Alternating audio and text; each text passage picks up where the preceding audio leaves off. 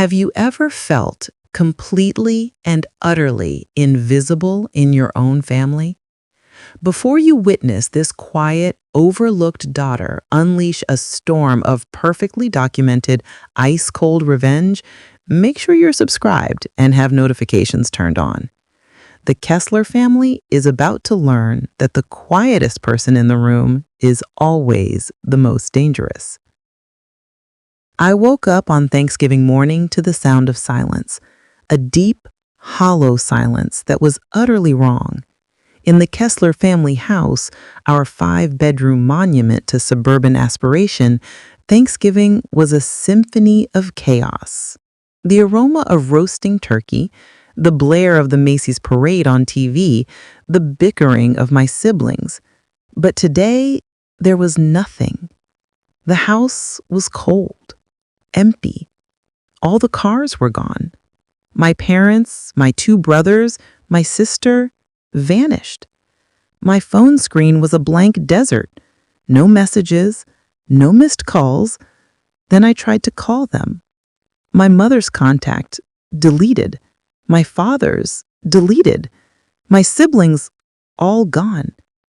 A desperate childish prank?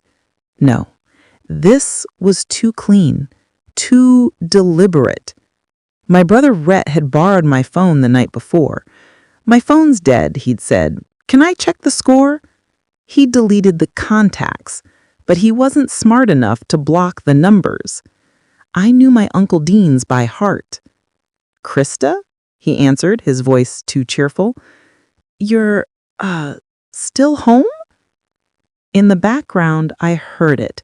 Not the clatter of a New England kitchen, but the gentle crash of waves and the faint, unmistakable pluck of a ukulele. "Where are you?" I asked, my voice a stranger's. Maui," he stammered.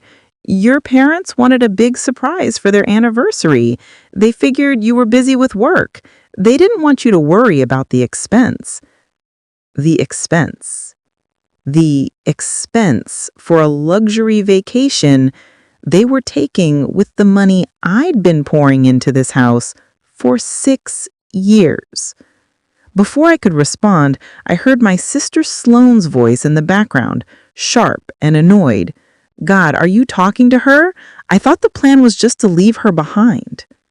I hung up. The kitchen felt like a tomb. This wasn't a mistake.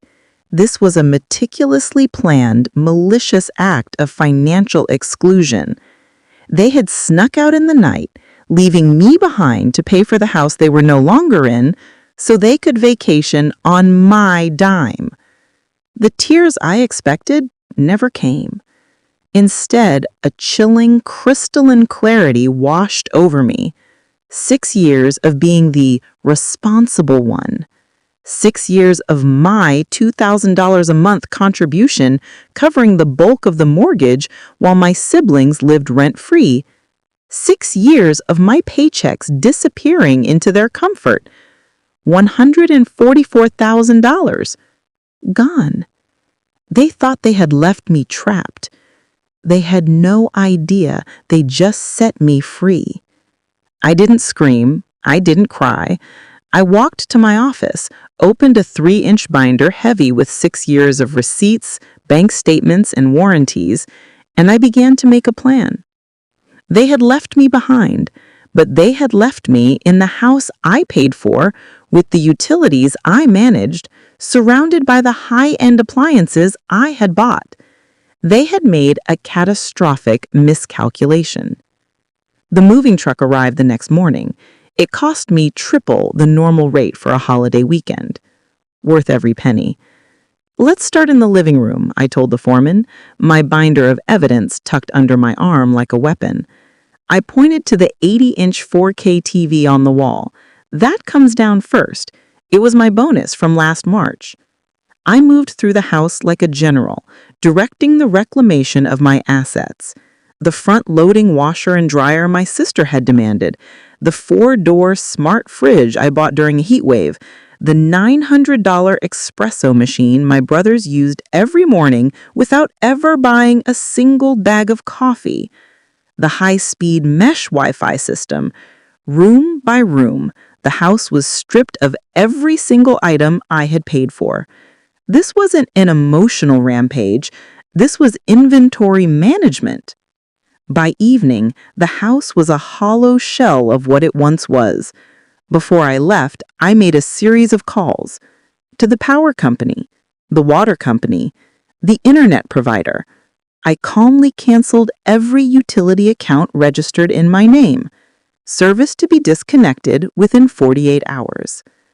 I placed my keys on the empty kitchen counter next to a stack of new, unpaid utility bills now addressed to my parents. I took one last look at the gaping holes where a life used to be and pulled the door shut behind me with a satisfying click. In my car, I checked the time. 6 days until they returned.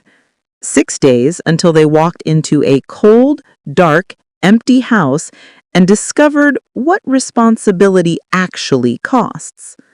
Tick-tock. The trap is set. The family is flying home to a nightmare of their own making. If you are living for this ice-cold revenge, smash that like button and let me know in the comments. What do you think their first phone call will be? I watched their return on the Ring doorbell app I had deliberately left active. I watched them fumble with the keys, step into the darkness, and descend into panic. The lights aren't working. Where's the TV? The fridge is gone. I watched my father call 911 to report a robbery.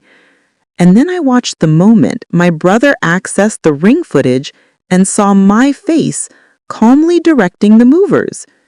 She took everything, he stammered. The calls started immediately. 52 missed calls in 10 minutes. Then the texts. I ignored them all. The police showed up at my new, much smaller apartment. I didn't argue. I didn't explain. I simply handed them the binder.